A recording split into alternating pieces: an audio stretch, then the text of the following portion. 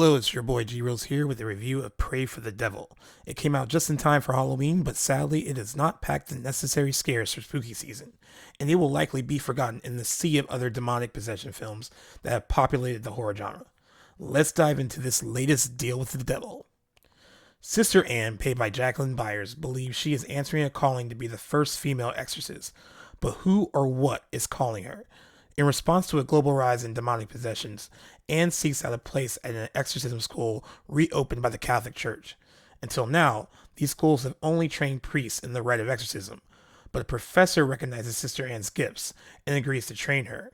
Thrust into the spiritual front line with fellow student Father Dante, Sister Anne finds herself in a battle for the soul of a young girl, who Sister Anne believes is possessed by the same demon that tormented her own mother years ago.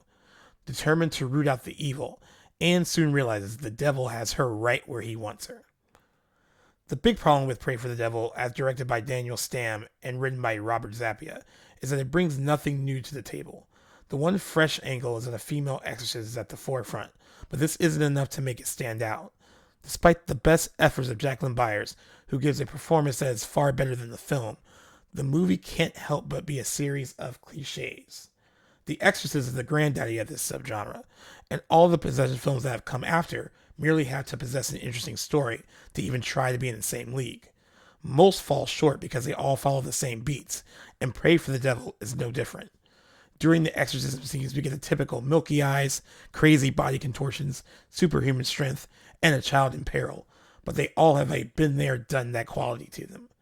There isn't an ounce of tension or atmosphere. The scares are all non-existent, and you know you're in trouble if the jump scares that are included to frighten you all land with a thud. The film also has serious pacing issues. I appreciate a good slow burn horror film, but the story needs to be compelling enough to make up for the gradual buildup.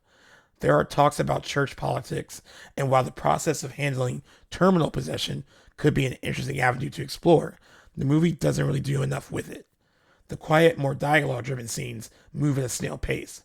I myself was guilty of nearly falling asleep on a few occasions. Pray for the Devil's biggest sin is the mediocrity of its familiarity. It's not helped by a pretty unsatisfying ending and a twist that you see coming long before any of the characters do. The climax wants to be dark and murky, but the payoff isn't as strong as the filmmakers think it is. In this battle between good and evil, the only loser here is the audience. I know it's unusual in this day and age to devote your life to something spiritual. Hey, good morning, Ann. But ever since my mother's issues, I've always felt a calling to help people. Natalie's parents believe that she is being possessed by some sort of evil entity. She's not as scary as she looks. She can hear you. You're my favorite person here. Us girls, we gotta stick together in this place.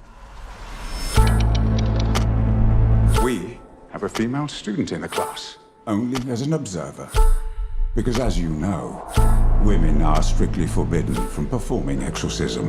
Female surgeons were once unthinkable. Somebody had to be the first. When you enter the room of the possessed, you are walking onto a battlefield.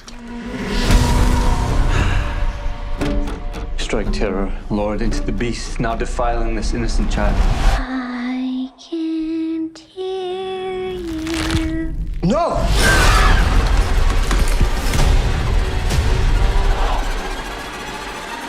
Natalie, I'm here.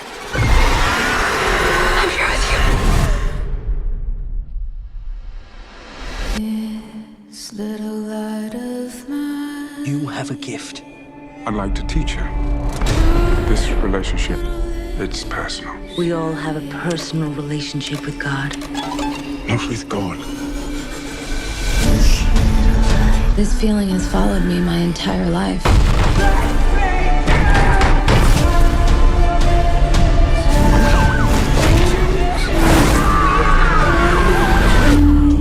You got my invitation. We've been waiting for you.